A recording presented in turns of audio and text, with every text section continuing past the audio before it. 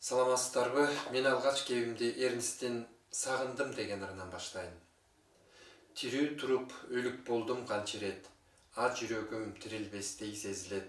Кантип эми жалынамын Теңирге, көз ирмемдик өмүр мага берчи деп. Өлүк туруп тирүү болдум канча ирет, а жүрөгүм түбөлүктөй сезилет. Кантип эми жалынамын Теңирге, көз ирмемдик өлүм мага берчи деп. Билбейм не деп мен Кудайга жалындым, билбейм кандай өрт дүйнөгө кабылдым. Бир билгеним буркан шаркан түшүргөн, өмүр сени, өлүм сени сагындым.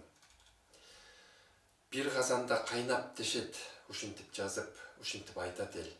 А Эрнис экөөбүз чогуу кайнап келген жана кайнай турган көп казан бар эле бул турмушта. Гезиттин казаны, бир жолдун, бир багыттын казаны, чыгармачылыктын, тең туштук досчулуктун, үн катпай туруп түшүнүшө бергендердин казаны. Тилекке каршы Эрнис экөөбүз ошол чоң казанда узакка бирге боло албай калдык. Ал үчүн мага Эрнис керек эле.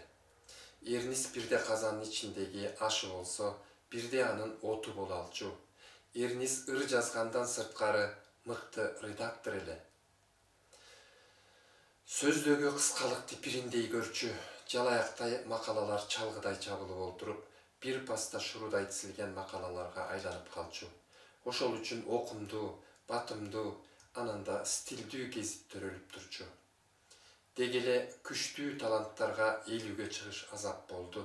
Ээлүүнү көрбөгөндөрдүн узун тизмеси бар, кыргыздын, кыргыз эместин да. Ал тизмени сен да, агабыз Мелис байке Эшипканов да толуктады. Жакшы көрүп баалаганыңар, пир тутканыңар сөз болду. Гезитте ойлор, гезитте сөздөр казык болуп кагылды.